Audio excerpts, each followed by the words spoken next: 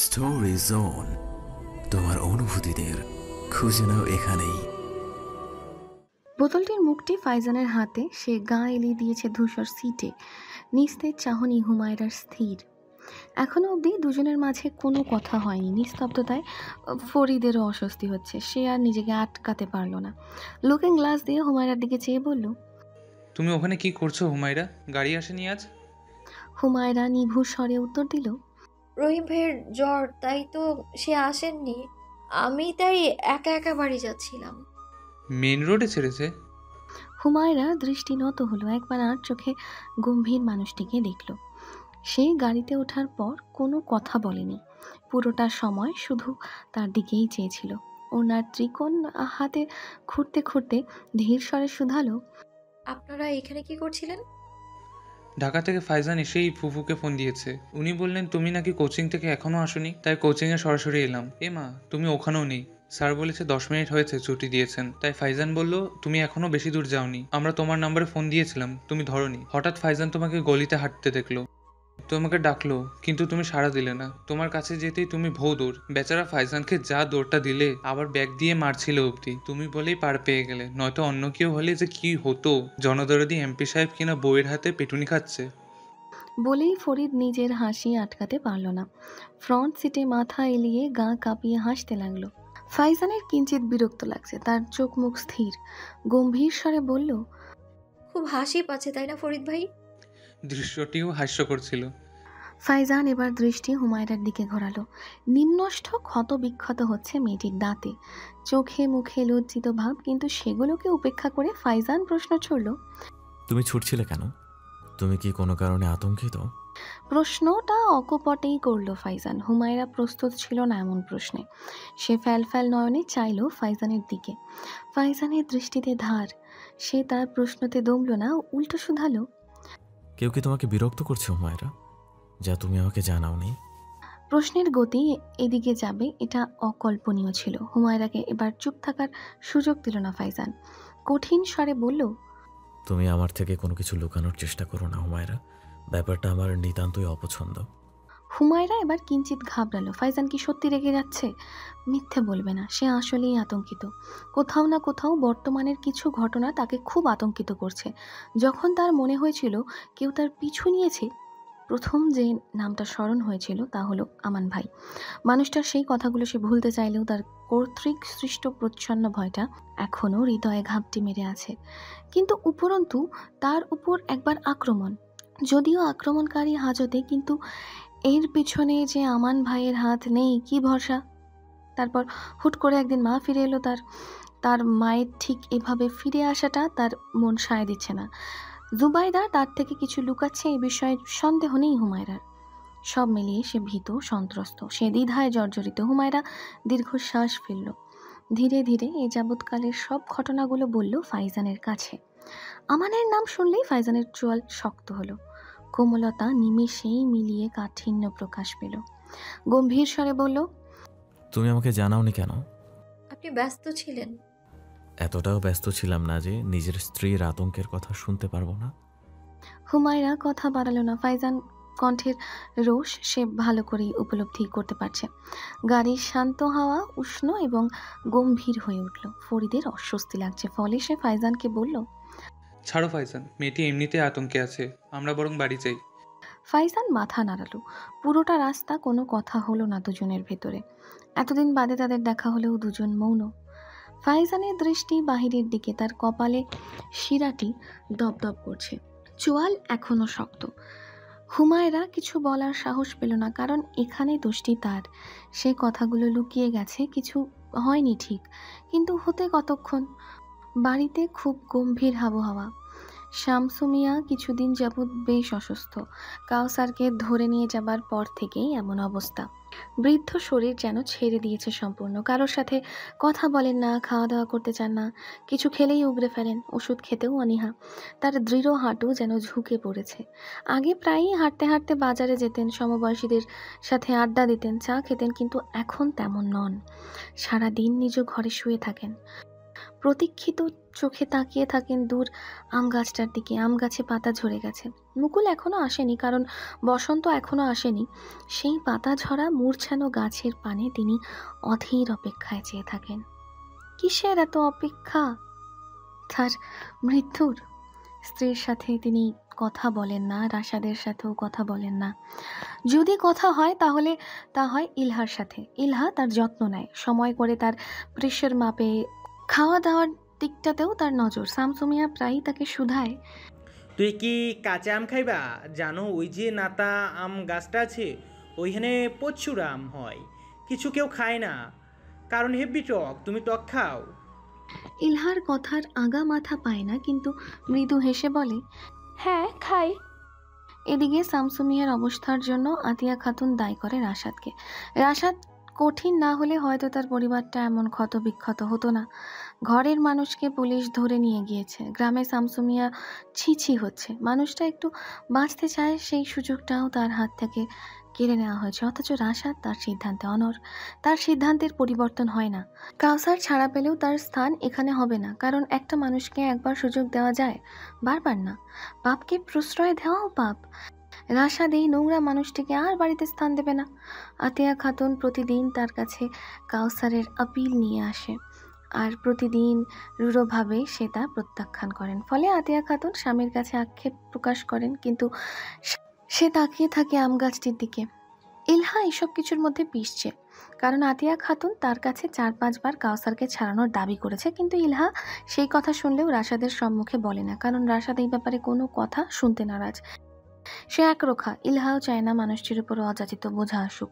কাউসার কখনোই শুধরাবার নয়, তাকে আনলে আবারও সেই একই কাজ করবে। কিন্তু আবার মনে হয় তার বাবা তো, তার সন্তান হিসেবে এতটা উদাসীন হওয়াটাও কি ন্যায্য? তখন মনে পড়ে তার নিজের মায়ের কথা। মায়ের কথা তার আজকাল খুব মনে পড়ে।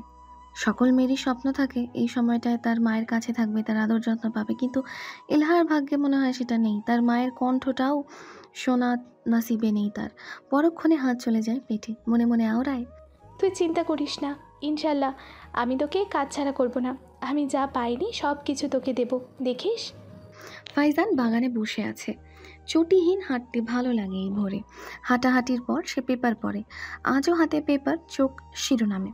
ফরিদ তখনই এলো। সারা রাত সে বাড়ির বাহিরে ছিল। ফাইজানকে বসে থাকতে দেখে সে এগিয়ে এলো, পাশের সাদা চেয়ারটা টেনে বসলো। শরীরটা ক্লান্ত, চোখ জোড়া নির্ঘুম। নেত্রপল্লব ঘুম দেবী বসে আছেন পাতা এক করে দেবার ইচ্ছেতে।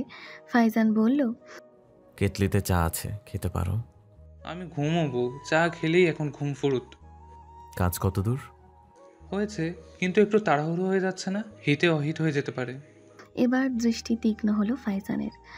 চোখ পেপার থেকে তুলল। ফরিদ নিবু স্বরে বলল, দেখো, দেওয়াল সাহেব তোমার মামা, আর আমান তার একমাত্র ছেলে। ছেলের ভবিষ্যৎ কালকুঠুরিতে কাটবে তিনি মেনে নাও নিতে পারেন। কেতাব চৌধুরীর সাথে উনি যদি মিলে যায় তাহলে? আমার ভয় বুঝছো তো? তুমি কাল হুমায়রাকে দেখেছিলে? হ্যাঁ। এখন আমার কি আমার স্ত্রীর আতঙ্ক দূর করা উচিত নয়? এমনিও সে বিষ ফোড়া হয়ে উঠেছে। ফরিদ মাথা নাড়ালো। সে আর কথা বাড়ালো না, বলে লাভও হবে না, তাই উঠে দাঁড়ালো। যেতে যেতে বলল, হুমায়রার প্রতি তুমি খুব দায়িত্বশীল, ভালো লাগছে।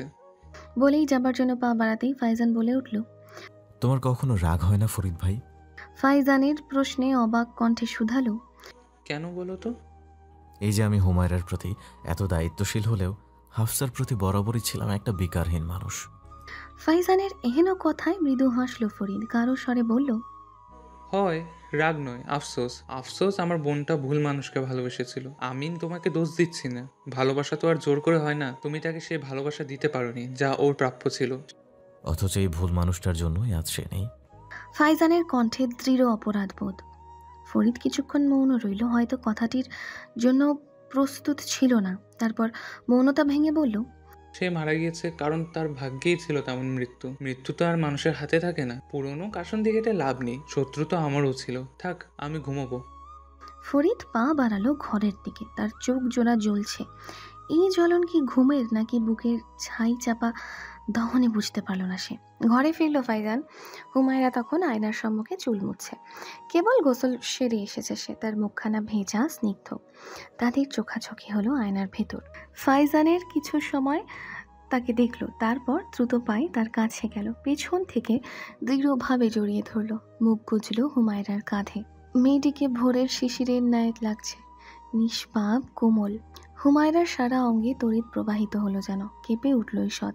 ফাইজান তখন বলল, তুমি আর ভয় পাবে না, ভুলে যাবে না তোমার স্বামী ফাইজান ইকবাল। হুমায়রা স্থির দাঁড়িয়ে রইল। ফাইজানের উত্তপ্ত নিঃশ্বাস তার শরীরকে পুড়িয়ে দিচ্ছে, রক্তের স্রোত বইল মেরুদণ্ড বেয়ে। এর মাঝেই হুমায়রার ফোনটা বেজে উঠল কর্কশভাবে। অনিচ্ছা সত্ত্বেও ছেড়ে দিল ফাইজান। হুমায়রা স্ক্রিনে দেখল ভাইজান ভেসে আছে। ফোনখানা ধরতেই ভেসে এলো কান্নার সুর। ভাঙা মূর্ছিত স্বরে ভাইজান বলল তার। দাদা আর নেই। কথাটা কর্ণপাত হলো ঠিক, কিন্তু অনুধাবনে সময় লাগলো। মস্তিষ্ক কোষগুলো যেন স্তব্ধ হয়ে গেল।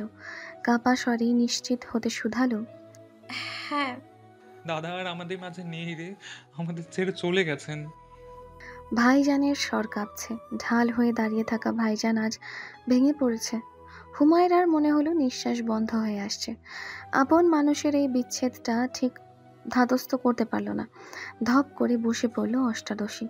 তার স্বচ্ছ চোখগুলো ভিজে আসলো। ফাইজান ব্যস্ত হয়ে এগিয়ে এলো, ফোনটা তার হাত থেকে নিল, ভারী স্বরে শোধালো, হ্যালো।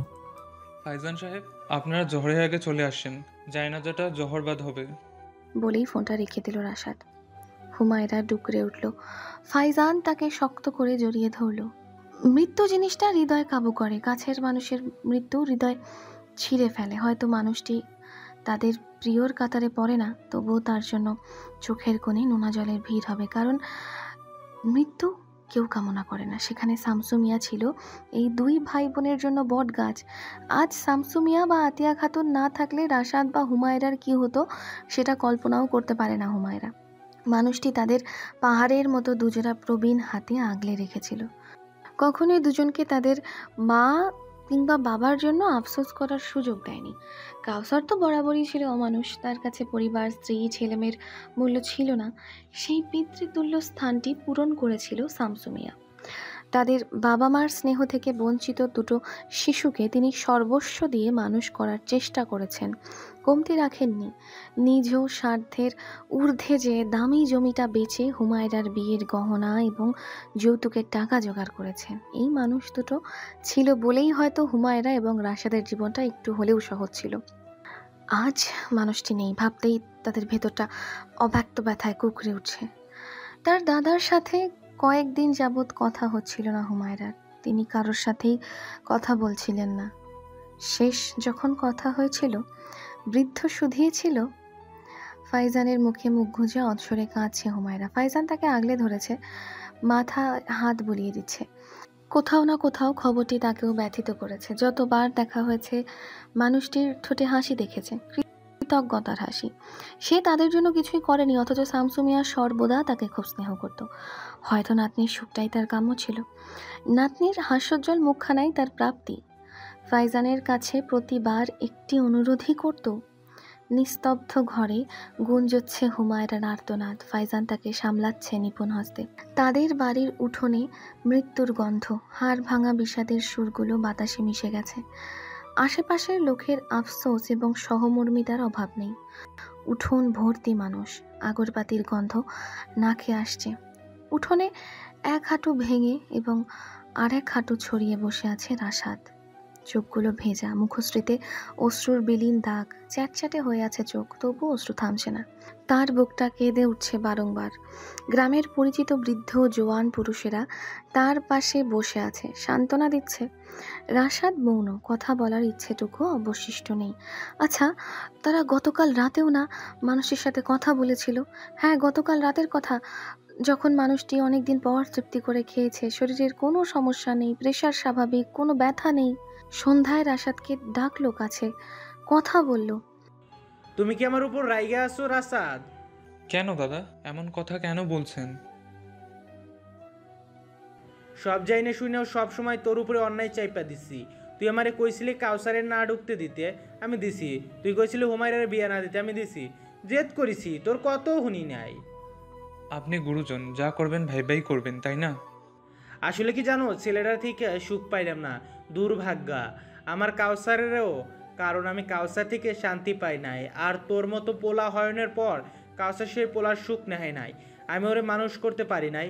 সবেদা মরার পর থেকে আমি ওরে লাই দিছি, কারণ বুড়া কালে সন্তানরা হইবার চায় নাই।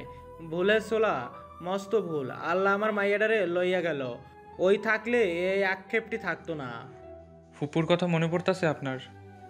ওই তো আমার মনেই থায় রে, আমি কি ভুলেছি ওরে? ওই আম গাছটার নিচে আমারে মাইয়া আছে।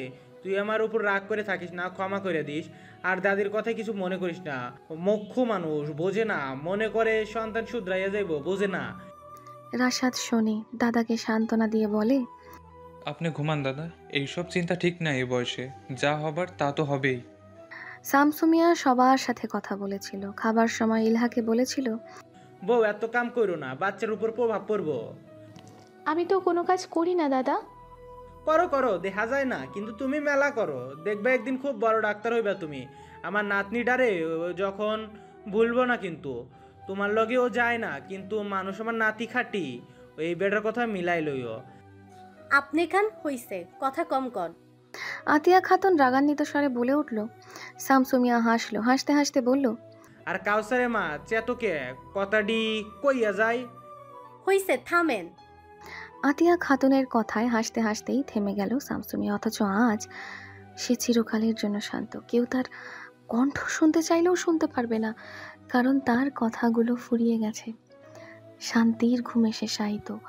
নিজ ঘরের বিছানাতেই লাশটি, মুখ ঢাকা, কিন্তু যে দেখছে সে বলেছে, কি শান্ত চেহারা। কেউ বলবে না মানুষটি মৃত। যে দেখবে সে বলবে গভীর ঘুমে। এখনই উঠে বলবে, কাউসারে মা খাতি দাও। আতিয়া খাতুন শামসুমিয়াকে ধরে আছেন। তার চোখগুলো শান্ত, অশ্রুসিক্ত। কতগুলো বছর এই একটা মানুষের সাথেই কাটিয়েছেন। মূর্খ বিধায় গুণে বলতে পারবেন না। সে খুব ছোট বয়সে শামসুর হাত ধরে এসেছিল। তখন বটিও ধরতে জানতো না। রান্নায় নুন পড়ে যেত, ভাতের ফ্যান ফেলতেও পারতো না, হাত পুড়ে যেত। অথচ আজ কতগুলো বছর হয়ে গেছে। তার মানুষটি আজ আর নেই।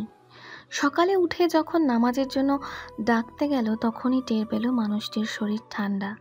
চিৎকার করে রাশাদকে ডাকলো। তারা ছুটে এলো। ইলহা পালস চেক করলো, পেল না। সিপিআর দিল, কাজ হলো না। সে তো চলে গেছে। বর্গাচাষী শামসুমিয়া যে দক্ষিণের 5 ঘর মিলিয়ে থাকতো, আজ সে পৃথিবীর মায়া ত্যাগ করেছে। সকল পার্থিব সুখকে বুড়ো আঙুল দেখিয়ে পাড়ি দিয়েছে অজানা গন্তব্যে। সেই 3 হাতের জায়গায় কেউ তার নয়, সেই কারণ নয়। পৃথিবী থেকে শামসুমিয়া আজ বিদায় নিয়েছে।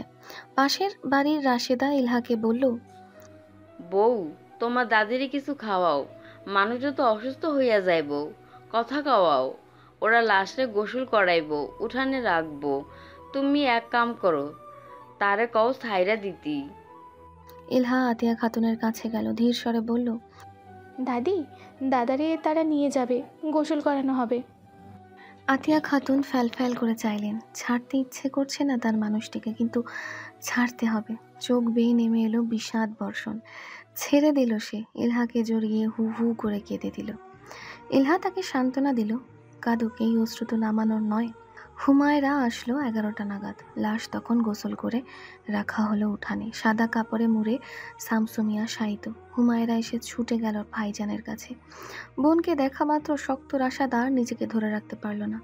জড়িয়ে সজোরে কেঁদে উঠল, প্রলাপের মতো আওড়াতে লাগলো, আমার মাথার উপর চারটা সরে গেল। আমি সত্যি অনাথ হয়ে গেলাম। আমার অভিভাবক চলে গেল হুমায়রা। আমি একা হয়ে গেলাম রে। আমি কার থেকে এখন বুদ্ধি নেব, কার সাথে পরামর্শ করব? আমি দাদা আমাকে একা করে দিল রে হুমায়রা, একা করে দিল। ভাইজান, কাইন্দ না ভাইজান। 2 ভাই বোনের কান্নার সুরে হৃদয় ব্যথিত হলো উপস্থিত মানুষগুলোর। অজান্তেই তাদের চোখে জমল অশ্রু। সমবেদনা বা মায়া যাই হোক, তাদের জন্য খারাপ লাগলো না এমন কেউ নেই বোধ হয়। ইলহা দরজা চেপে দাঁড়িয়ে রইল। রাশাদ আজ বিক্ষিপ্ত। মানুষটিকে এভাবেও দেখবে কে জানতো। হুমায়রা ভাইজানের অশ্রু মুছিয়ে দিল, কিন্তু পারল না। ভাইজানের ভরসার স্থানটি আজ নেই। আজ আর কেউ বলবে না। লাশ এবার নিয়ে যাবার পালা। আতিয়া খাতুন অশ্রুসিক্ত নয়নে স্বামীর খাটিয়ার দিকে তাকিয়ে আছেন। তখন লোকেদের একজন বলে উঠল, ছেলে বাদে কবর দিবে? কাউসার তো বাফের শেষ যাত্রা দেখলো না। কথাটা অগ্নির বেগে ছড়ালো। হ্যাঁ, কাউসারকে জানানো হয়নি, সে তো জেলে। তাকে ছাড়ায়ওনি রাশাদ। রাশাদ কিছু বলল না, চুপ করে বসে রইল। তখন প্রবীণ একজন বলল, রাশাদ, তুমি কাউসারের সারে আনো। হ্যালো ডিয়ার লিসেনার্স, আপনারা শুনছেন স্টোরিজ অন প্রেজেন্স ধারাবাহিক পর্ব গল্প।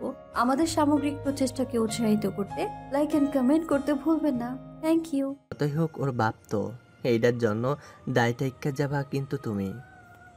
ভাইজান এখানে কি করবে? ভাইজান তো তাকে জেলে পাঠায়নি, সে নিজ কৃত কার্যেই জেলে গেছে। ভাইজান তার কর্মের শাস্তি ভোগ করবে কেন? হুমায়রা সাথে সাথেই উত্তর দিল। প্রবীণ ধমক দিতে যেও থেমে গেলেন, কারণ ফাইজানের তীক্ষ্ণ দৃষ্টি সেখানে। ফলে মনে মনে বিড়বিড় করেই থেমে গেলেন। এর মাঝেই আতিয়া খাতুন এগিয়ে এলেন। অদ্ভুত ব্যাপার, কালাম সেখানেই উপস্থিত। তিনি কালামকে শুধালেন, কাউসার তোমার থেকে কত টাকা নিছিল বাপ? 2,30,000। আমতা আমতা করে কথাটা বলল আতিয়া। তারপর কিছু কাগজ এগিয়ে বলল, আমি চাই না আমার স্বামী কোনো আক্ষেপ বা দায় নিয়ে ওপারে যাক। এইটা গ্রামের দক্ষিণ পাশের আধা খেনা জমির দলিল। আমার দেনমোহরের টেয়া দিয়া কাউসারের বাপে জমিটা আমারে কিন্না দিছিলেন। কইছিলেন আমি না থাকলে তুমি বইটা বগা দিয়া পেট চালাতে পারবা। যে মানুষটা কোনোদিন আমার কাছ থেকে কিচ্ছু চাই নাই, সেই মানুষটাই যখন কালকে আমারে কইল কাউসারের মা জমিটা বেচা কালামের টেহাটা ফেরত দেওয়ানোর ব্যবস্থা কইর, আমার বোঝা উচিত ছিল মানুষটা মনে হয় আর থাকবো না। কথাখানা বলতেই গলা ধরে এলো আতিয়া খাতুনের। তিনি অশ্রু সামলে নিলেন, চোখ মুছে কঠিন স্বরে বললেন, জীবনে কোনোদিন বুড়ার কথা অমান্য করি নাই, আজও করুম না। তুমি এইটা বেচ্চা তোমার টেহা দিয়ে দাও, আর যা বাঁচবো কাউসারে দিয়া দিও, ও ওর জীবন কাটাইব। তার এমন বক্তব্যে সবাই অবাক, সবার হতবিহবল দৃষ্টিতে অগ্রাহ্য করলেন তিনি। কালামও আনুগত্যের সাথে দলিলটা নিল। সকলে সাক্ষী হলো তার টাকা পরিশোধের। রাশাদ এবং হুমায়রাও অবাক তাদের এমন সিদ্ধান্তে। আতিয়া খাতুন এবার দাঁড়ালেন রাশাদের সামনে, ধরা স্বরে বললেন, রাশাদ, তোমার দ্বারা একখান অনুরোধ। তোমার দাদা নাই, এ বাড়ির প্রমুখ এখন তুমি, তাই অনুরোধ একখান। কাউসারের বাপ বলছিলেন সে আর কোনোদিন কাউসারের মুখ দেখবেন না। আমি চাই না তার মরা মুখ কাউসার দেহ। তুমি ভাই তারে লইয়া যাও। বাচ্চা থাকতে তো কম কষ্ট পাইল না, এখন মইরা যাওয়ানোর পর কষ্ট না পাক। আতিয়া খাতুনের জরাজীর্ণ মনটা দিয়ে ধীর পায়ে শামসু মিয়ার কাছে গেলেন। ফিসফিস করে কিছু বললেন কানে, কাঁদলেন মন খুলে। এরপর বললেন, আমি আইব বুড়া, খুব তাড়াতাড়ি। আসসালামু আলাইকুম। সবাই যেন শেষ দর্শন করলেন শামসু মিয়াকে। তারপর লাশ তোলা হলো, কাঁধে দিল রাশাদ এবং ফাইজান। অবশেষে শামসু মিয়া বাড়ি দিলেন অজানা গন্তব্যে। বরগাছ আসি শামসু মিয়ার দেহটি ছাড়ল তার আসিয়ান। আতিয়া খাতুন নির্নিমেষ নয়নে তাকিয়ে আছেন তার স্বামীর খাটিয়ার যাওয়ার পানে। গতকাল তার মানুষটি ঘুমানোর আগেও তাকে ডাকলেন। কাউসারের মা কি ঘুমাইছো নি? শামসু মিয়ার ডাকে তন্দ্রা ঘোর স্বরে আতিয়া খাতুন বললেন, কিছু লাগবো? না, কথা কমো, খুব কথা কইবার মন চাইছে। বিরক্তি নিয়ে উঠলেন আতিয়া খাতুন। ময়লা শাড়ির আঁচল খান কাঁধে তুললেন, বিরক্তি নিয়ে তাকে শুধালেন, এই রাত বিরাতে কি কথা হুনি? রাগ করো কেন কাউসারে মা? মইরা গেলে তো আর কথা কইতে পারবো না। ধরো সারাক্ষণ মরণের কথা কন করে। আতিয়া খাতুনের রাগ বাড়ল, কথার ধারে তা প্রকাশ্য। হাসলেন শামসু মিয়া, হেসে বললেন, মরতে তো হইবই কাউসারে মা, কিন্তু আফসোস গো, কি পাপ খান করছিলাম যে কাউসারের মতো পোলা হয়েছে আমার। এটা সারা জীবন আমার শুধু জ্বালাইছে। তুমিও এর স্নেহেতে অন্ধ হইয়া গেছো, কাউসারের লাগে আর আশাদের লগে ঝগড়া করছো। শোনো কাউসারে মা, পোলাপান খারাপ হইলে তার থেকে যন্ত্রণা আর নাই। তুমি কার পক্ষ নেছো কও? কাউসারের। তোমার মনে হয় আমি চোখ বন্ধ করলে ওই তোমারে দেখবো, সেই জমি দিয়ে জুয়া খেলবে, তোমার আর আশাদের একেবারে পথে নামাই দিবে। তাই আমি কিছু ভাবছি, আমি জানি তুমি সেইটা অমান্য করবা না। কি ভাবছেন? এই বাড়ি খান আমি রাশাদার তোমার নামে লিখা দিছি। আর কাউসার? তুমি এখনো তারে নিয়ে ভাববা? ওরে কিছু দিবেন না আপনি? না, কারণ ও সেটার যোগ্য না। শামসু মিয়ার এমন সিদ্ধান্ত মানতে নারাজ আতিয়া খাতুন। নিজের ছেলের হয়ে ওকালতি করলেন। শামসু মিয়া বিরক্ত হলেন না, তিনি কেবলই হাসছিলেন। তার স্ত্রীর সাথে তর্কতেও জড়ালেন না। একটা সময় শুধু এইটুকু বললেন, আমি বাইচে থাকতে কিন্তু কাউসারের মুখ দেহুম না কাউসারে মা। এই কথাটাই ক্ষান্ত হয়ে গেলেন আতিয়া খাতুন। শামসু মিয়া বললেন, এত অন্ধ হইও না কাউসারে মা, যে মানুষ নিজের মেয়ের ঘরে ঢুকতে ডুহায় হা মারেও ছাড়বো না। তোমার কাছে এক কান অনুরোধ আছিল, কালাম টিহা পাই কিছু, কাউসার ওই টিহার জন্য দিতে পারবে না, জেলে পচলেও তো টিহা শোধ হইব না। এর থেকে মা বাপ হিসেবে আমগো দায়িত্বটা ঠিকঠাক পালন করি। পশ্চিমের আধখানি জমি বেছিল মনে আছে? কাউসারে মা, জমিটা বেইসা কালামের টিয়াটা ফেরত দেওয়ানোর ব্যবস্থা করো। আমার দেনার ভার লইয়া মরতে চাই না। রাশাদ কোনদিন আম করে ফালাইব না। ছেলেটা মানুষ হয়েছে আমনে, ওর উপর আর চাপ না বাড়াই। যে আইতেছে সে যাতে আম করে দোষী না করে। আতিয়া খাতুন মৌন রইলেন। কেন কথা বলার ইচ্ছে হলো না। শামসু মিয়া অনেক কথা বললেন রাতে, আক্ষেপগুলো এক এক করে জাহির করলেন। আতিয়া খাতুন একটা উত্তরও দেননি। মিথ্যে বলবেন না, তার তখন ওর উপর রাগ হয়েছিল খুব, কিন্তু সেই রাগ এখন বাষ্পে উড়ে গেছে। তার মানুষটির লাশ আর দেখা যাচ্ছে না, আর চাইলেও তার সাথে কথা বলার উপায় নেই। মধ্যাহ্ন ঢলে অপরাহ্নের তামাটে রোদ এসে পড়েছে ভিটার আঙিনায়। আজ আর চুলা জ্বলেনি রাশেদের বাড়ি। খাবার রাশেদা পাঠিয়েছে, কিন্তু প্রিয় মানুষটির বিদায়, গলায় খাবার নামছে না। জোর করে একটু খাওয়া হয়ে যা, লোকের সমারোহ কমে গেছে, আছে শুধু মেয়ে বউ। অবাক্কর ব্যাপার হলেও সত্য, জানাজাতে বিপুল মানুষের সমারোহ ছিল। কাউসারের শত্রু বা মিত্র সকলেই এসেছিল মানুষটির জানাজায়।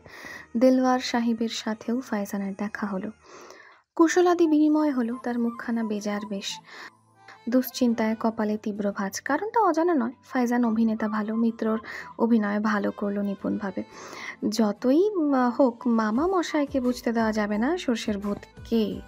রাশাদের দোকান আজ বন্ধ। একা একা ঘরের চৌকাঠে বসে রয়েছে সে, মনটা মলিন। তার দাদাকে কবরে নামানোর পর থেকে খাঁটা বেশি বেড়েছে। হুমায়রা এলহাকে বলল, তুমি বরং ভাইজানের কাছে থেকো, দাদিকে আমি দেখছি। এলহা তাই করল। স্বামীর পাশে যেয়ে বসল। স্বামীর মূর্ছানো নয়ন আঙ্গিনার দিকে চেয়ে আছে।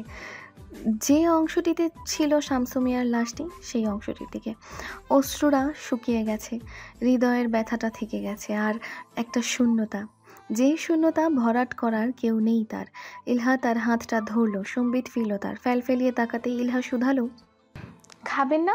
অসুস্থ হয়ে যাবেন তো। খাওয়া নামবে না ইলহা, আপনি খেয়েছেন? না, একা একা খেতে ভালো লাগছে না। তা বললে হয়, আপনি কিন্তু একা নন। সেটা কিন্তু আপনার উপরেও প্রযোজ্য।